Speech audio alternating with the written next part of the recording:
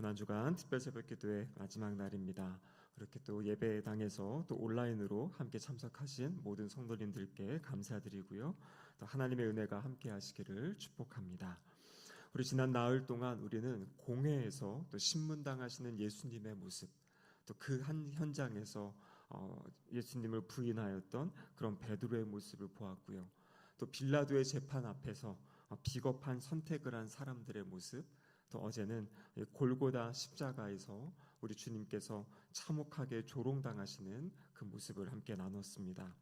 오늘 우리가 살펴볼 이 본문은 어떻게 보면 가장 어둡고도 또 가장 엄숙한 예수님의 그 죽으심의 그 장면, 그리고 또 예수님의 죽으심 이후에 나타난 이 초자연적인 그런 사건들을 오늘 본문이 조명해주고 있습니다. 종교개혁자 칼빈은 예수님의 죽음을 가리켜서요, 하나님의 공의와 하나님의 자비가 맞닿은 지점이다, 이렇게 주님의 십자가를 설명하였습니다. 주님의 십자가는 한 성인의 그냥 죽음이 아니라 이 온 세상의 죄를 대신 짊어지고 가시는 이 대속 제물로 하나님께 바쳐진 그 예수님의 처절한 그 고통, 아픔, 그리고 또 그 결과로 나타난 어떤 우주적인 변화를 증거하는 것이 바로 주님의 죽으심입니다. 우리를 위해 버림받으신 예수님이 어떻게 우리에게 새로운 생명을 주시는 생명의 길이 되시는지 그 구원의 신비를 오늘 말씀을 통해서 함께 나누도록 하겠습니다. 오늘 보면 45절을 보시면은요, 제6시로부터 온 땅에 어둠이 임하여 제9시까지 계속되더니 제9시쯤에 예수께서 크게 소리질러 이르시되 엘리 엘리 라마 사박다니 하시니 이는 곧 나의 하나님 어찌하여 나를 버리셨나이까 하는 뜻이라. 여러분, 여기 말씀을 보시면 제6시로부터 9시까지 어둠이 가득하였다, 이렇게 되어 있습니다. 여기 말하는 제6시는 정오를 이야기하고요, 제9시는 오후 3시까지의 시간을 이야기합니다. 그래서 대낮에 가장 빛이 밝을 그때에 갑자기 온 땅을 정말 어둠이 덮는 이러한 현상이 지금 나타났다라는 것입니다. 여러분, 이렇게 온 땅에 어둠이 덮인 것은요, 단순한 일식의 사건이 아니라 바로 아모스 8장 9절에 예언된 그날에 내가 해를 대낮에 지게 하며 백주의 땅을 캄캄하게 할 것이다. 이 아모스 선지자를 통해 말씀하신 그 예언의 말씀이 성취되는 그러한 장면입니다. 여기서 나오는 이 어둠이라는 것은 무엇이냐면요, 바로 이 아들을 향한, 이 세상을 향한 성부 하나님의 무거운 심판을 상징하는 것이 바로 이 어둠이다라는 것입니다. 이 칠흑 같은 어둠 속에서 터져나온 주님의 외침이 무엇입니까? 엘리 엘리 라마 사박다니. 이 말씀 역시 시편 22편 1절에 나와 있는 바로 그 말씀을 인용하셔서 성자가 당하신, 예수님이 당하신 그 고통의 본질을 드러내고 있는 그러한 고백입니다. 우리가 복음서의 말씀을 보시면 예수님은 끊임없이 하나님께 기도하셨고요, 하나님께 기도하실 때마다 하나님을 아버지라고 그렇게 부르셨습니다.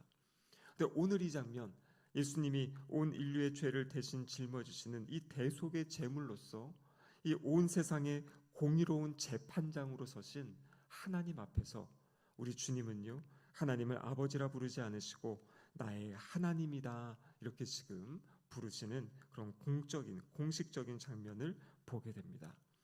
그리고 성부 하나님께서 예수님을 버리시는 이 장면, 이것이 바로 지옥의 본질이 무엇인지를 우리에게 보여주고 있는 것입니다. 주님이 십자가에서 뭐라고 말씀하셨습니까? 어찌하여 나를 버리셨나이까.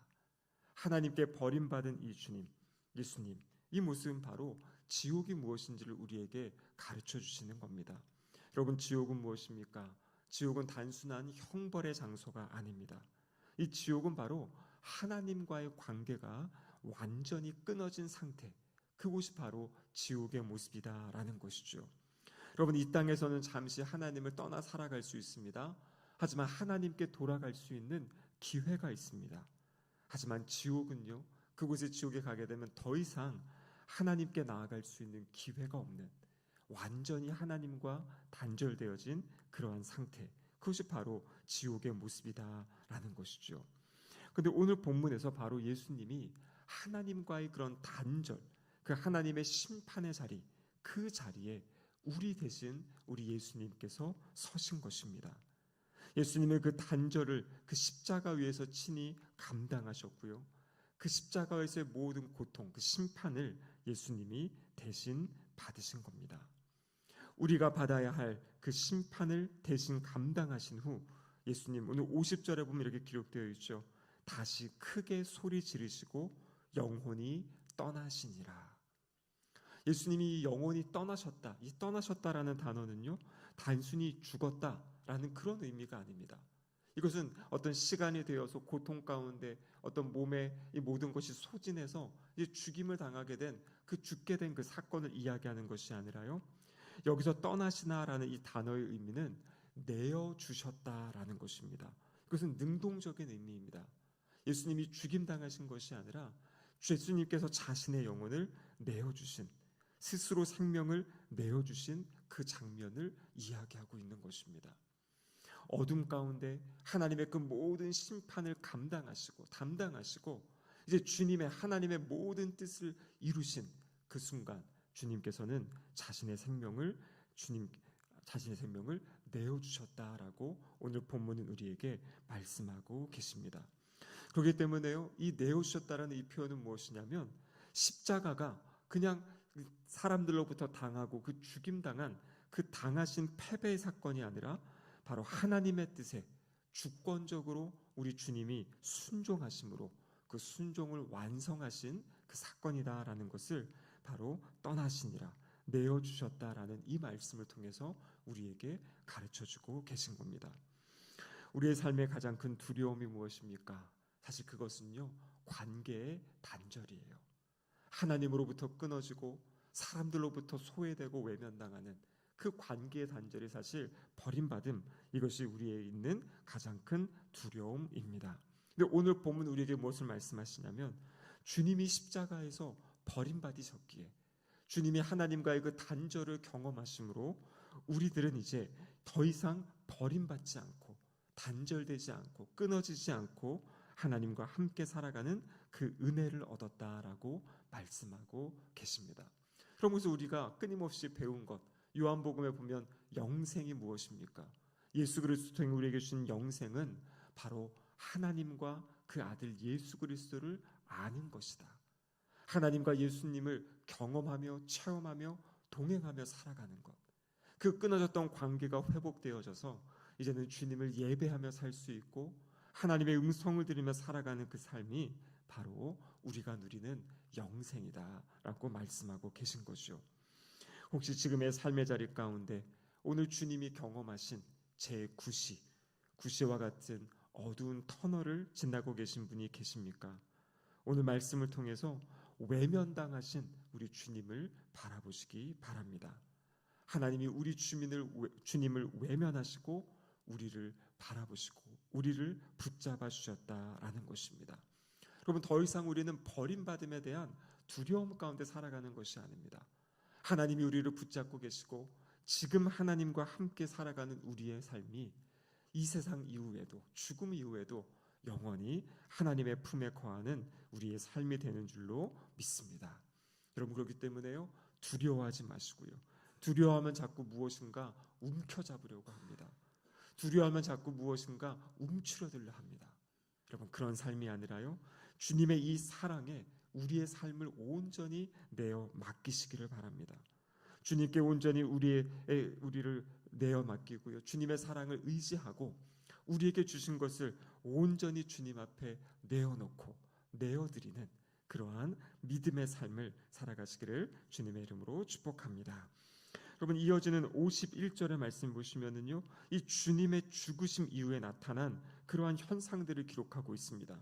이에 성소 휘장이 위로부터 아래까지 찢어져 둘이 되고 땅이 진동하며 바위가 터지고 무덤들이 열리며 자던 성도의 몸이 많이 일어나되, 이렇게 되어 있습니다. 여러분, 오늘 본문에 보시면 뭐라고 되어 있습니까? 성소의 휘장이 위로부터 아래까지 찢어졌다, 이렇게 되어 있습니다. 이 유대의 문헌들을 보면은요, 이 성소의 휘장은 사람의 약 이 손바닥 정도, 그래서 약 10cm 정도 되는 아주 두꺼운 그러한 것으로 휘장이 만들어져 있었다고 합니다. 바로 이 휘장은 성소와 지성소 사이에 있는 그것이죠. 그래서 이 휘장을 지나서 1년에 단 한 번 대제사장이 이 짐승의 피를 가지고 하나님 앞에 나아갈 수 있는 바로 대속죄일에 그러한 일을 하였던 것이죠.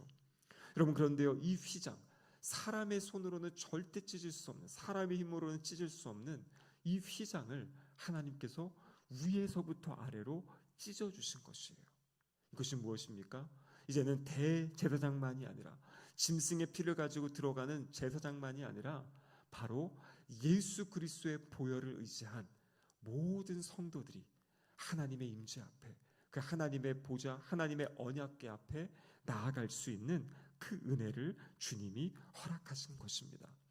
바로 휘장을 찢으심으로 하나님 앞에 나아갈 수 있는, 히브리서 10장 20절에 나와 있는 새로운 살 길을 우리 주님이 십자가를 통해서 열어주셨다라는 것이에요.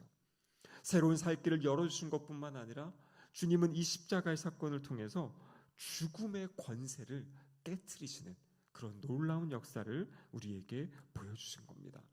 여기 나타난 기적의 모습, 놀라운 현상이 무엇입니까? 지진이 일어났다 이렇게 합니다. 그리고 무덤들이 열렸다 그래요. 그 예루살렘 앞에 보면 그쪽에 무덤들이 있거든요. 그 무덤들이 열리고, 그리고 바로 성도들이 부활하는, 다시 살아나는 그러한 징조가 주님의 십자가의 역사를 통해서 나타났다라는 것입니다. 그래서 우리 주님의 죽으심은 주님의 죽으심으로 끝난 것이 아니라요, 바로 주님의 죽으심으로 사망의 권세를 깨트리는 그런 우주적인 진동의 역사를 보여주고 계십니다. 무덤이 열리는 놀라운 역사가 있죠.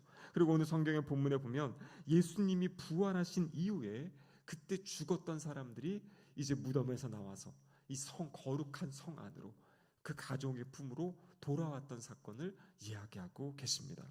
그래서 이 죽은 사람이 살아난 사건, 부활의 징조, 부활을 미리 보여주는 징조이고요, 또 생명의 승리를 예표하는 그러한 표시를 오늘 본문이 우리에게 나타내주고 있습니다.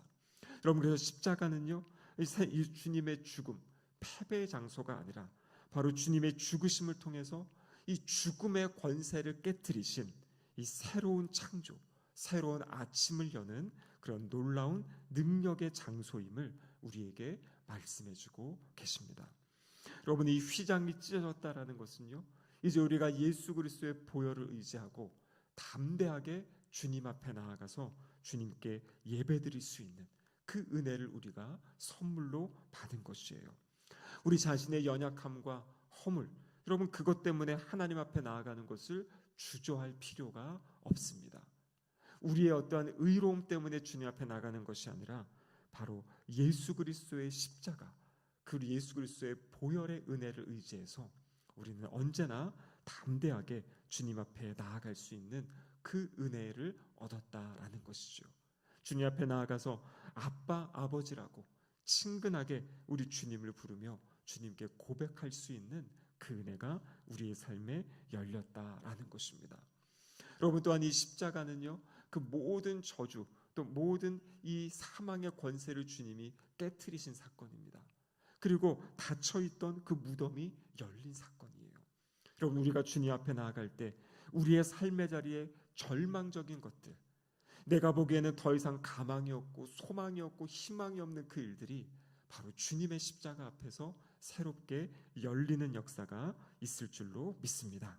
우리의 깨어진 관계가 회복되어질 것이고요, 우리의 삶의 자리에 그 어려움들이 하나님의 도우심 가운데 그것이 새롭게 회복되어지고, 또 그것을 감당해낼 수 있는 그 은혜의 믿음이 우리 가운데 생겨날 줄로 믿습니다. 영적으로 침체된 심령들은요, 다시 십자가 앞으로 나아갈 때 주님께서 그 침체의 늪에서 우리를 건져내시고 다시 주님의 은혜를 경험하며 사랑을 경험하는 그런 심령의 부흥을 우리에게 주실 줄로 믿습니다. 주님의 그 십자가는 닫힌 무덤이 열리고 새로운 생명의 역사가 일어나는 놀라운 회복의 자리임을 우리에게 말씀해주고 계십니다. 여러분, 이렇게 십자가를 통하여서요, 주님이 우리의 모든 그 죄악들, 그 모든 주님의 심판을 대신 짊어지시고 하나님께 나아가는 길을 열어주시고 또 죽음의 권세를 깨트려 주십니다. 여러분, 이럴 때 십자가 앞에 반응하는 사람들의 모습이 오늘 마지막으로 기록되어 있습니다. 54절에 보면 이렇게 기록되어 있죠. 백부장과 및 함께 예수를 지키던 자들이 지진과 그 일어난 일들을 보고 심히 두려워하여 이르되 이는 진실로 하나님의 아들이었도다 하더라. 여러분, 이 백부장은 어떤 사람입니까? 이 사람은 로마의 군인입니다. 이방인이시오. 이방인 백부장이 지금 주님의 죽으심을 보면서 이는 진실로 하나님의 아들이었다라고 그 사람들 앞에서 지금 고백하는 장면이 나오고 있습니다.